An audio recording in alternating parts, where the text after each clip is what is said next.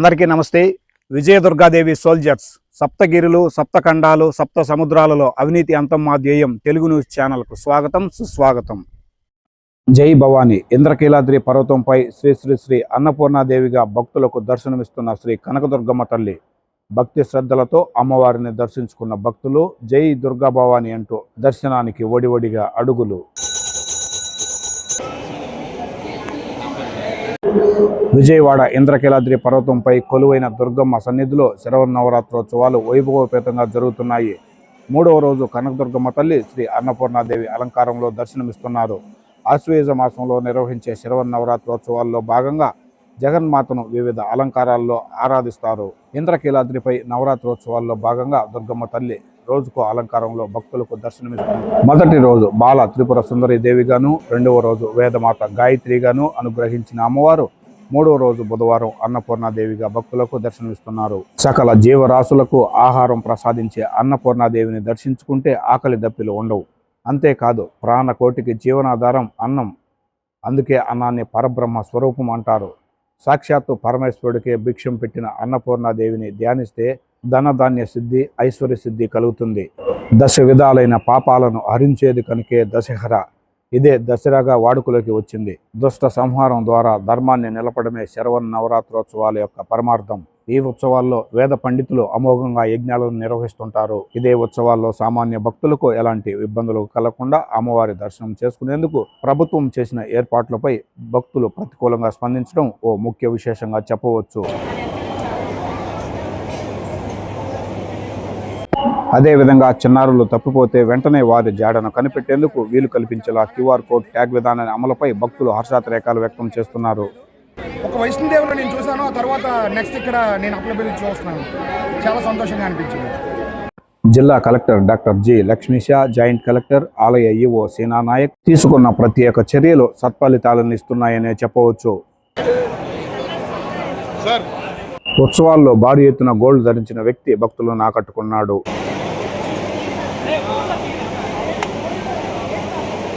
నేడు శరన్నవరాత్రోత్సవాల్లో రాష్ట్ర శాసనసభ ఉప సభాపతి కనుమూరి రామకృష్ణమరాజు అలంకృత జగన్మాత శ్రీ అన్నపూర్ణాదేవిని దర్శించుకున్నారు.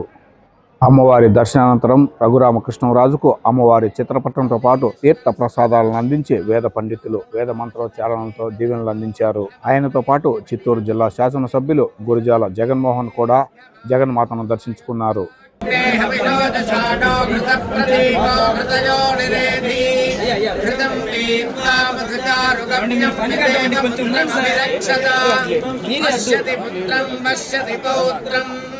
ప్రజయా పశుభిర్మిథునైత్యాయతే యస్యైవం విదుజోగ్నేన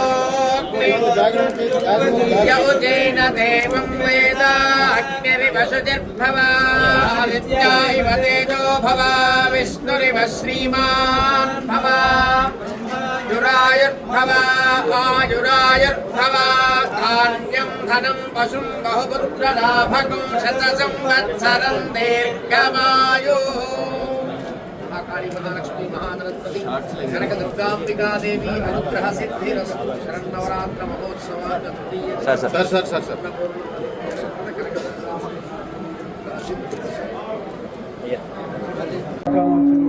రామనారాయణ రెడ్డి గారి ఆధ్వర్యంలో కమిషనర్ ఎండోమెంట్స్ రామచంద్రమోహన్ గారు, టెంపుల్ ఈవో నాయక్ గారి నిరంతర పర్యవేక్షణలో భక్తులకు ఎటువంటి ఇబ్బంది లేకుండా చాలా సజావుగా ఏర్పాట్లన్నీ జరుగుతున్నాయి.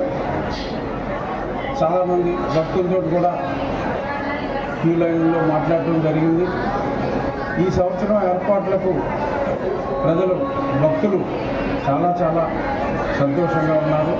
ఇలాగే ఈ నవరాత్రులు దశమి ప్రశాంతంగా భక్తులందరూ అమ్మవారి దర్శనం చేసుకోవాలని, అలాగే విజయవాడలో జరగనున్న మొన్న ప్రారంభమైన విజయవాడ ఉత్సవం కూడా అమ్మవారి దయతో విజయవంతం కావాలని, మరిన్ని ఉత్సవాలు వైభవాలు విజయవాడ ఈ అమరావతి ప్రాంగణంలో జరగాలని, ఆంధ్రప్రదేశ్ సర్వతోముఖాభివృద్ధి చెందాలని అమ్మవారిని ప్రార్థించుకోవడం జరిగింది. థాంక్యూ.